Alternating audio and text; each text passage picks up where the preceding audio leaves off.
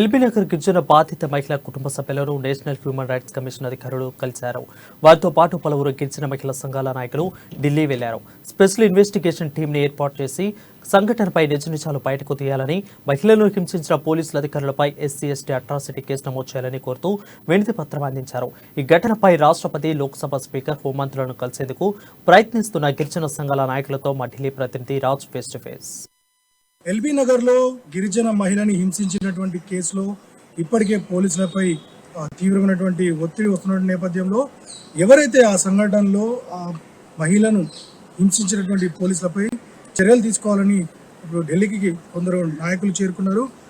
ఆమెకు సంబంధించినటువంటి ఆమెకు న్యాయం చేయడానికి ఏం జరగాలి, అసలు ఏం చేయాల్సింది అనేది వారు అంటున్నారు. మొత్తానికి చెప్పండి మేడం, మీరు ఏం కోరుతున్నారు?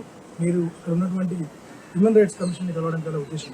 అందరికీ నమస్కారం. నా పేరు నీలా రవినాయక్. నేను కార్పొరేటర్ని, అలాగే ఆల్ ఇండియా బంజారా సేవా సంఘ్ తెలంగాణ రాష్ట్ర మహిళా అధ్యక్షురాలిని. ఈరోజు ఢిల్లీకి రావడానికి కారణం ఏంటంటే తెలంగాణ రాష్ట్రంలో పోలీస్ వ్యవస్థ మొత్తం కష్టపట్టిపోయింది. ఈరోజు ఒక గిరిజన మహిళ అని చూడకుండా అర్ధరాత్రి స్వతంత్రం వచ్చినటువంటి భారతదేశంలో ఒకవైపు స్వతంత్ర వేడుకలు జరుపుకుంటుంటే ఆ రోజు అర్ధరాత్రి ఒక గిరిజన మహిళపై 3rd డిగ్రీ చేయడం ఎంతవరకు కరెక్టు? సరే, ఆమె తప్పు చేసిందా అంటే మీరు నిరూపించాలి కదా, ఆమె ఏం తప్పు చేసిందో నిరూపించాలి. అట్లాంటిది ఏది లేకుండా అర్ధరాత్రి తీసుకుపోయి రాత్రంతా స్టేషన్లో ఉంచుకొని ఆమెపై 4-5 పోలీసులు ఒకరి తర్వాత ఒకరు కొట్టడం ఏంటిది? అసలు నానా బూతులు తిట్టడం ఏంటి? ఆమె వాష్రూమ్ పోసుకున్నా సరే వదలకుండా పైకెళ్ళి నీళ్లు పోసి మరి కొట్టడం ఏంటి? అంత నేరం ఏం చేసింది? ఒక నేరస్తునికి కూడా అంతటి టార్చర్ ఉండదు. దానికంటే ఎక్కువ టార్చర్ ఒక గిరిజన మహిళ అనుభవించింది. ఇప్పటికీ కూడా ఆమె లేవలేని పరిస్థితిలో ఉంది. ఇప్పటికీ వారం రోజులు గడిచిపోయినా కానీ ఆమె లేచి నిలబడే పరిస్థితులు లేవు. అలాంటిది ఈరోజు తెలంగాణ రాష్ట్రంలో మాత్రం పోలీసులకు కఠిన చర్యలు తీసుకోవాలి. ఆమె ఆ రోజు రాత్రి ఎవరెవరైతే ఉన్నారో అక్కడ స్టేషన్లో ఎస్ఐ పర్మిషన్ లేకుండా, సిఐ పర్మిషన్ లేకుండా, హెడ్ కానిస్టేబుల్ అనేవారు వాళ్ళంతటా వాళ్ళు అలాంటి డిసిషన్ తీసుకోరు. కాబట్టి అక్కడ ఉండేటటువంటి ప్రతి ఒక్కరి మీద చర్యలు తీసుకోవాలనేది మా డిమాండ్. మీరు మళ్ళీ అంటే మీరు అడిగినప్పుడు పోలీసులు ఏం చెప్పారు? ప్రస్తుతం మీరు వాటిని ఇక్కడ ఏమని వివరించారు? అంటే ఇక్కడ మహిళా కమిషన్ కావచ్చు, ఉమెన్ కమిషన్ కావచ్చు, మీరు ఇతర నాయకులు కూడా కలవాలనుకుంటున్నారు. సో వారికి ఏం వివరించినారు? పోలీసుల నుండి వచ్చినటువంటి వర్షన్ ఏంటి?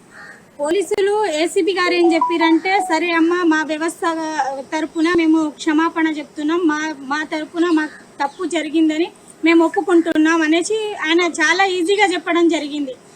అంత ఈజీగా చెప్పేటటువంటి ఏసీపీ గారు ఇప్పుడు ఆమెకు టోటల్ హాస్పిటల్ ఖర్చు పెట్టుకుంటానని ఆ రోజు నా వ్యక్తిగతంగా నా అంతటా నేను పర్సనల్ గా పెట్టుకుంటానని చెప్పారు.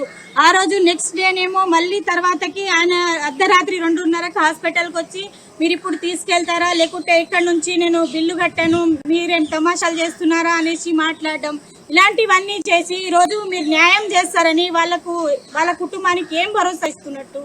అసలు ఏం న్యాయం చేస్తున్నట్టు? అట్లా అర్ధరాత్రి పూట వచ్చి ఆమె ఒక్కతే ఉంది అక్కడ, వాళ్ళ పిల్లలు 2 ఉన్నారు, మేమున్నాము. అప్పుడు అక్కడ వచ్చి అలాంటి మాట్లాడాల్సిన పరిస్థితి ఏమొచ్చింది మీకు? మరోవైపు మనతో పాటు మాట్లాడడానికి జాతీయ వడ్డెర సంఘం నాయకులు ఉన్నారు. రాజు గారు, చెప్పండి, ప్రస్తుతం ఉన్నటువంటి పరిస్థితులు అంటే ఇప్పుడు మీరు ఇక్కడ న్యాయం జరగకుండా ఇక్కడికి వచ్చాను అంటున్నారు. మీరు ఎవరెవరిని కలవాలనుకుంటున్నారు, ఏమని వివరించారు? నమస్కారం, నేను ఓస్బరంగి రాజు. నేను నేషనల్ వడ్డెర గిరిజన సంచార జాతుల సంఘం ప్రెసిడెంట్. నేను ఈ తెలంగాణ ప్రభుత్వం, కేసీఆర్ ప్రభుత్వం సిగ్గుతో తలదించుకోవాలి. ఏం మనుషుకున్నావా నువ్వు? నీ ఇంట్లో జరిగితే కూర్చుంటావు ఎట్లా? నీ ఇంట్లో జరిగితే ఎట్లా ఉంటావా నువ్వు? సిగ్గుండాలి కొద్దిగా అయినా సరే.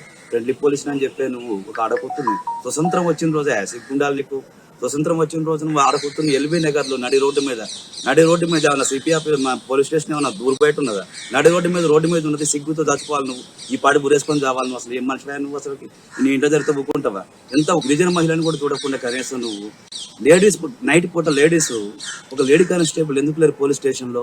ఎంత పొరపాటు అది. ఒక ఆడపూతుని తీసుకొచ్చేసి నువ్వు అర్ధరాత్రి పూట నైటు ఆ వంతున రక్తం బయటకు వచ్చేటట్టు కొట్టిపించినవంటే నువ్వు ఫ్రెండ్లీ పోలీస్ అని చెప్తున్న తెలంగాణ పోలీసు తలదించుకుని చచ్చిపోవాలి. ఇప్పటికి సిగ్గుండాలి కొద్దిగా సరే కనీసం. అయినా సరే మా వడ్డెర సంచార జాతులు, గిరిజన జాతులు అందరం కూడా ఏకమై చెప్తున్నా కేసీఆర్ అన్న మీకు సరైన బుద్ధి చెప్పి ఏర్పాట్లు చేస్తాం. ఈ కేసీఆర్ ప్రభుత్వం మీద మాకైతే నమ్మకం లేదు, న్యాయం చేస్తామని చెప్పేసి. ఎందుకంటే పోలీస్ వ్యవస్థను మొత్తం కూడా తను కనుసైగల్లో చెప్పు చేతలో పెట్టుకున్నాడు ఈ కేసీఆర్ ప్రభుత్వం. మేము రాష్ట్రపతి గారిని కలిసి తప్పకుండా సరే ఎవరైతే ఆ షిఫ్ట్లో ఎవరైతే ఉన్నారో రాత్రిపూట ఉన్నారో ఏసీపీ గారు కానీ సిపి గారు కానీ మొత్తం ఉన్న వాళ్ళందరినీ కూడా రిమూవ్ చేసి పడేయాలి.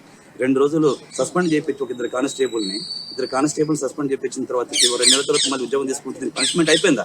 ఇదే నా పనిష్మెంట్. ఒక అర్ధరాత్రి పూట ఆడకూతురికి స్వతంత్రం వచ్చిన రోజు ఎంత అన్యాయం జరిగిందంటే ఇదే నా పనిష్మెంట్. ఇది కాదు పనిష్మెంట్, రిమూవల్ చేసి పడేయాలి. ఇటువంటి వాళ్ళు మళ్ళీ ఇంకొకసారి ఇటువంటి తప్పు చేయాలంటే వాళ్ళకి కళ్ళకు వస్తేనే భయం కావాలి. అటువంటిది ఉండాలా. మేము ఢిల్లీకి వచ్చేసినాం, మేము మా సంఘాలందరికి వచ్చేసినాం. ఆ ఏదైతే గిరిజన మహిళ ఉందో ఆ కుటుంబానికి, గిరిజన సంచార జాతులందరికీ కూడా మా ఒడ్ర జాతి నుంచి కూడా మీ అంత పూర్తి స్థాయిలో భరోసాగా ఉండి వారికి న్యాయం జరిగే వరకు, వాళ్ళ కుటుంబాలకు ఉద్యోగం కూడా వచ్చే వరకు కూడా మేము పూర్తి స్థాయిలో మేము వాళ్ళకి తోడుగా ఉండి అండగా ఉండి మేము గౌరవ ఎవరైతే ఉన్నారో రాష్ట్రపతి గారిని వారిని మేము కలిసి మేము రిక్వెస్ట్ చేసుకుంటాం. దీని మీద పూర్తి స్థాయిలో మేము ఉద్యమిస్తామని చెప్పేసి ఈ ముఖ్యంగా తెలియజేస్తాం. ఇది మొత్తానికి అంటే జరిగినటువంటి సంఘటన ఏదైతే ఉందో ఇందులో ఖచ్చితంగా సదరు మహిళకు న్యాయం జరగాలని, జరిగే వరకు కూడా పోరాడతామని, మరోవైపు రాష్ట్రపతితో పాటు ఇతర కీలక నేతలందరినీ కూడా కలిసి ఆ మహిళకు న్యాయం జరిగే వరకు కూడా తమంతా కృషి చేస్తామని వీరు అంటున్నారు. ఫణిరాజ్, అమ్మ న్యూస్, న్యూఢిల్లీ.